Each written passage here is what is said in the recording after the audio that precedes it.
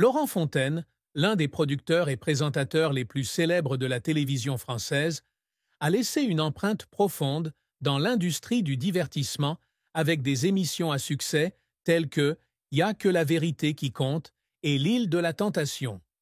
Avec son style de présentation incisif, intelligent et parfois controversé, il était un visage familier de TF1 tout au long des années 90 et 2000.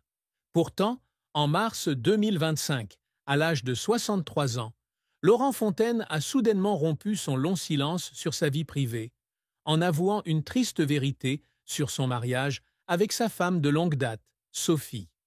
Dans une rare interview accordée à Télé 7 jours, il déclarait « J'ai vécu un mariage que je croyais parfait aux yeux de tout le monde, mais qui en réalité était plein de lacunes que je n'avais jamais avouées auparavant. » Cette confession a non seulement choqué le public, mais a également révélé une autre facette de Laurent. Un homme qui cachait autrefois une profonde tristesse derrière le halo de sa carrière. Le mariage de Laurent avec Sophie a débuté en 1992, alors qu'il était au début de sa carrière à la télévision.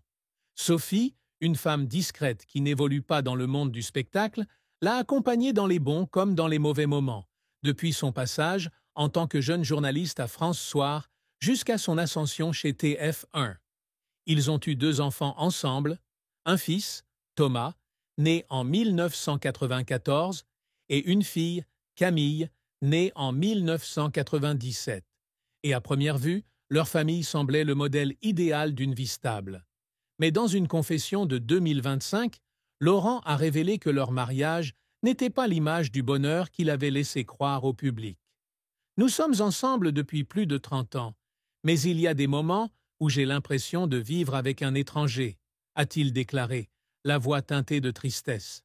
La douloureuse vérité qu'il a finalement admise n'était pas une trahison ou un conflit majeur, mais une profonde déconnexion entre eux deux. Un fossé qu'il avait essayé d'ignorer pendant des années pour maintenir l'image d'une famille parfaite. Cette confession survient après des années pendant lesquelles Laurent a gardé sa vie privée, une rareté dans l'industrie de la télévision où les stars sont souvent scrutées dans les moindres détails. Il était célèbre pour son côté discret, permettant rarement à la presse d'accéder à sa vie privée, même lorsque ses émissions comme Y a que la vérité qui compte exploraient l'histoire privée des autres. Mais le décès de sa mère en 2020 et les bouleversements de sa carrière après son départ de TF1 en 2007 semblent l'avoir fait réfléchir plus profondément sur sa vie. Quand on perd quelqu'un et qu'on regarde en arrière ce qu'on a vécu, on ne peut plus faire semblant, confiait-il à Paris Match en 2025. Cet aveu était non seulement un aveu des manques de son couple, mais aussi une façon pour lui de se regarder en face, de se libérer de la carapace qu'il s'était construite pendant des décennies. C'est la tristesse d'un homme qui pensait autrefois que le succès dans sa carrière pourrait compenser le vide de son cœur. Laurent ne blâme pas Sophie, ni ne nie l'amour qu'ils avaient autrefois, mais il admet que leur mariage est devenu plus une routine qu'une relation véritablement dynamique. « Nous avons essayé pour le bien de nos enfants, pour l'image de la famille, mais je ne ressens plus la chaleur dont je rêvais autrefois », a-t-il partagé. Cette triste vérité, bien qu'elle ne soit devenue publique qu'en 2025, fait partie d'une longue histoire de chagrin silencieux qu'il portait avec lui, une histoire qu'il espérait voir rester dans l'ombre. La plus grande tristesse dans la vie de Laurent Fontaine ne fut pas seulement la rupture de son mariage, mais aussi la perte de sa mère, qu'il aimait tendrement, en 2020.